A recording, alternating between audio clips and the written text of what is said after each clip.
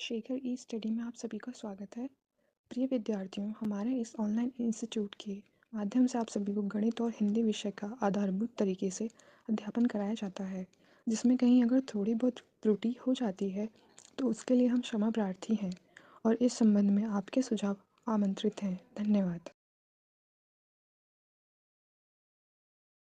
दोस्तों, मैं शेखर स्वागत करता हूँ आपका अपने YouTube channel Shekhar study part पर। दोस्तों, आपका समास चल रहा था।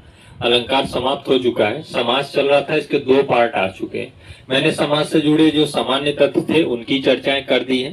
साथ ही साथ समास में मैंने आपको पहला अव्ययी भाव समास के बारे में बता दिया है। ठीक है, तो आपने अगर नहीं देखा है तो इसके दोनों पार्ट, जो इसके पहले क्या पार्ट है, उन्हें अवश्य देख लीजिएगा। प्लेलिस्ट बनी हुई है, प्लेलिस्ट में सारे पार्ट एक क्रम से आपको मिल रहे हैं। ठीक है, तो आज उसी क्रम में पार्ट तीसरा होगा। देखिए, मैंने अव्ययी भाव समास, मात्र एक समास अभी बताया है, अव्ययी भाव समास। मैंने उसमें क्या बताया था, जिसमें पूर्व पद क्या हो, अव्यय हो, या आप कह सकते हैं कि अव्यय के साथ अव्यय किसी पद के साथ मिलकर अगर समास का निर्माण करता है तो वह अव्ययी भाव समास होता है। ठीक है, और अव्ययी भाव समास में पूर्व पद क्या होता है, प्रधान होता है।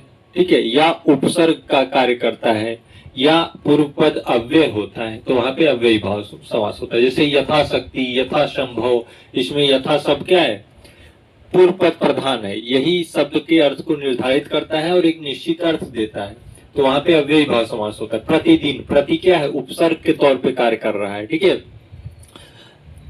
हर रोज, हर क्या है, हर रोज क्या है, एक अव्यय के तौर पे उपसर्ग के रूप में लगा हुआ है, तो यहाँ पे अव्ययी भाव समास होगा। ठीक, तो अव्ययी भाव समास सारी चीजें आपको बताई गई हैं। एक अव्ययी भाव समास में और हमने बताया था कि अगर शब्द की पुनरावृत्ति हो रही है, जैसे बारंबार, ठीक है, बारंबार मतलब बार बार, तो यहाँ पे क्या है, अव्ययी भाव समास होगा। एक इतना तो आप समझ ही गए होंगे अव्ययी भाव समास में।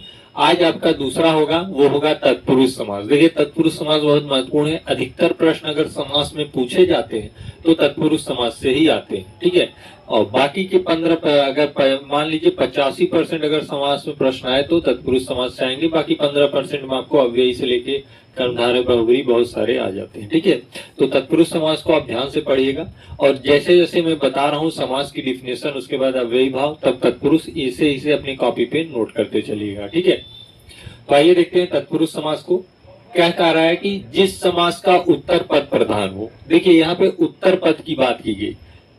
अव्ययी भाव में क्या था, पूर्व पद प्रधान था, मतलब पहले का पद, और इस समास में क्या है, उत्तर पद प्रधान है, मतलब बाद का पद। अगर ये शब्द है तो ये बाद का पद है, ये पहले का पद है। ठीक है, ये क्या है, बाद का पद है, और इसके पहले का पद है, यह क्या है, एक पद हो गया है, शब्द हो गया। ठीक, तो जिस समास का उत्तर पद प्रधान हो उसे तत्पुरुष समास कहते हैं।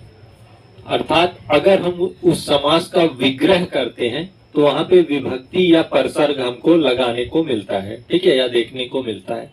और अगर विभक्ति न करके समासिक शब्द लिखते हैं तो विभक्ति या परसर्ग का लोप हो जाता है। ठीक है, फिर से परिभाषा देख लीजिएगा। जिस समास का उत्तर पद प्रधान हो वहां पे तत्पुरुष समास होता है। अगर उस समास शब्द का हम विग्रह करेंगे तो वहां पे हमको परसर्ग या विभक्ति चिन्ह लगाना होगा। अगर विग्रह नहीं करते हैं तो वह समासिक शब्द जब हम लिखेंगे तो वहां पे परसर्ग और विभक्ति का लोप हुआ रहेगा, मतलब ये परसर्ग और विभक्ति वहां पे नहीं रहेंगे। ठीक है, तो वो होता है तत्पुरुष समास। सामान्यतः इस प्रकार के समास में प्रथम पद विशेषण या कहीं कहीं संज्ञा के तौर पे रहता है। ठीक है, तो द्वितीय पद क्या हो जाएगा, विशेष से हो जाएगा। सामान्यतः इस प्रकार के समाज में प्रथम पद क्या होता है, विशेषण, या विशेषण न होकर संज्ञा रहेगा, और द्वितीय पद विशेष से हो जाएगा। तो ये चीजें आप जानते रहिए ताकि आप पहचान पाएंगे तत्पुरुष समास को। देखिए, उदाहरण के तौर पे मैंने कुछ आपको उदाहरण दिए, जैसे बस चालक, क्या है, बस चालक, बस को चलाने वाला। अब देखिए, बस चालक क्या है, यह तत्पुरुष समास का समासिक पद है, और यह क्या है, इस तत्पुरुष समास का विग्रह है, बस को चलाने वाला। तो ये को क्या है, ये विभक्ति चिन्ह है, या कह सकते हैं परसर्ग है।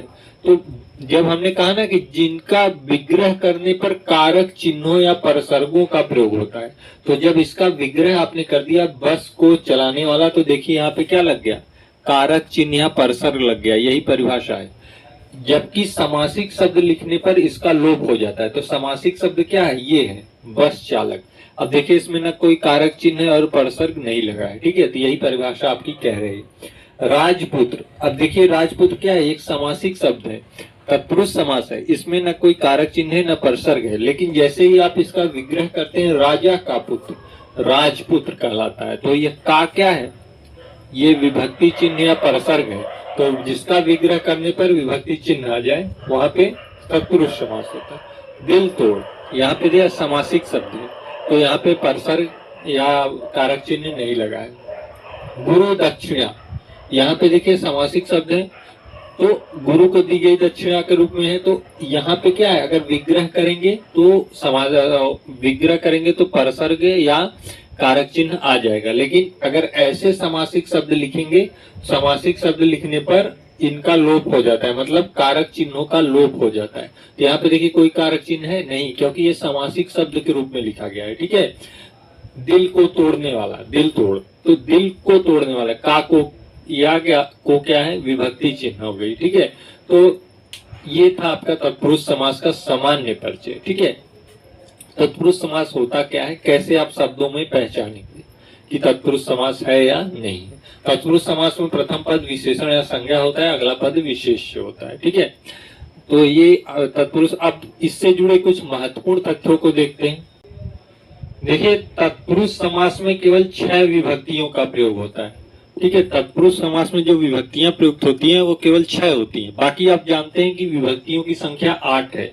कौन कौन सी विभक्तियां होती हैं, देखिए मैं एक बार आपको यहाँ पे लिख के बता दे रहा हूं, आप अपने कॉपी पे लिखिएगा कारक चिन्ह और कारक और विभक्ति चिन्ह, ठीक है। कारक एक तरफ और विभक्ति चिन्ह एक तरफ, उसके नीचे से लिखेंगे कर्ता कारक में, कर्ता में ने विभक्ति चिन्ह है, कर्म कारक में को विभक्ति चिन्ह है, करण कारक में से के द्वारा विभक्ति चिन्ह, संप्रदान कारक में को के लिए, अपादान कारक में से जहाँ पे अलगाव का बोध होता है, संबंध कारक में का रा ना ये विभक्ति चिन्ह प्रयोग होती है, अधिकरण में पर पे इस तरीके की विभक्ति चिन्ह आती है, और संबोधन में हे हो अरे, ठीक है। तो ये आपकी 8 कारक और उनके विभक्ति चिन्हों का यहाँ पे उल्लेख है, लेकिन यहाँ कह रहा है कि तत्पुरुष समास में केवल 6 विभक्तियों का प्रयोग होता है।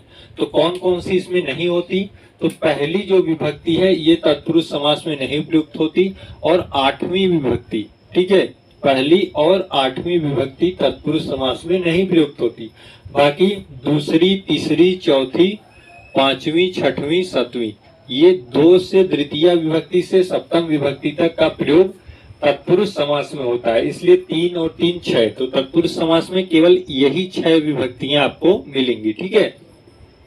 तो इन्हें आप ध्यान से देखिएगा, मतलब आपको कर्म का विभक्ति चिन्ह, करण का, संप्रदान कारक का, अपादान कारक का, संबंध का, अधिकरण का, इनके विभक्ति चिन्ह आपको मालूम होने चाहिए, तभी आप इसका विग्रह कर पाएंगे और आसानी से पता कर पाएंगे कि कौन सा समास है, ठीक है।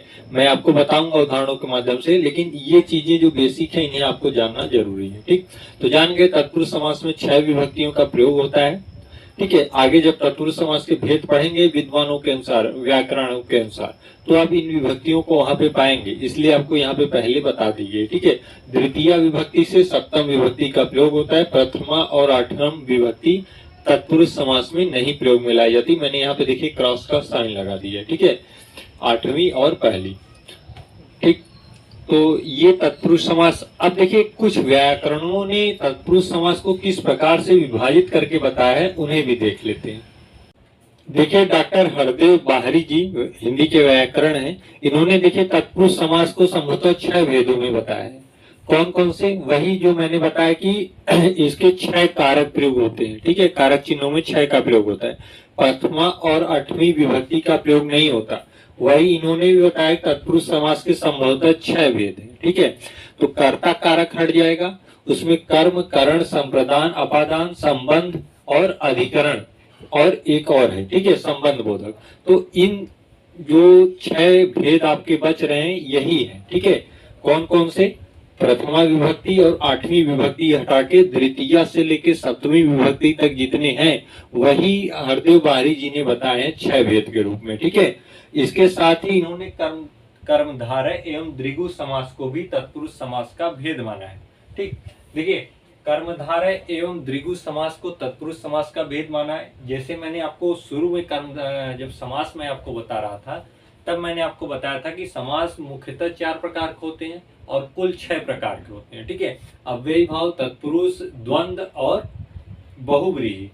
मैंने बताया था कि तत्पुरुष समास के अंतर्गत ही क्या रखा जाता है, कर्मधारय एवं द्विगु को। तो यही चीज यहाँ पे कही गई कि डॉक्टर हरदेव बारी जी ने कर्मधारय एवं द्विगु समास को ही तत्पुरुष समास के अंतर्गत रखा है। ठीक है, इसके साथ ही डॉक्टर हरदेव बारी जी ने तत्पुरुष समास के 4 उपभेद भी बताए हैं, जैसे अलुक तत्पुरुष समास, उपपद तत्पुरुष समास, लुप्त पद तत्पुरुष समास और नज्ञ तत्पुरुष समास। ठीक है, तो इनको भी पढ़ना जरूरी है, यहाँ से भी प्रश्न आते हैं। अलुप्त तत्पुरुष समास, उपपद, लुप्त पद और नज्ञ तत्पुरुष समास। ठीक, बाकी तत्पुरुष समास के जो इन्होंने 6 भेद बताए हैं, इनको आप जस्ट इसके नीचे लिख लीजिएगा। द्वितीय विभक्ति से लेकर सप्तम विभक्ति तक, जो कर्ता छोड़ के कर्ता ने मतलब कर्ता का ने विभक्ति हटा दीजिए, प्रथमा विभक्ति, कर्म, करण, संप्रदान, अपादान, ऐसे जाके सप्तमी विभक्ति तक जितने हैं, यही ये 6 भेद हैं। ठीक है, मैं एक एक करके सारी चीजों को बताऊंगा।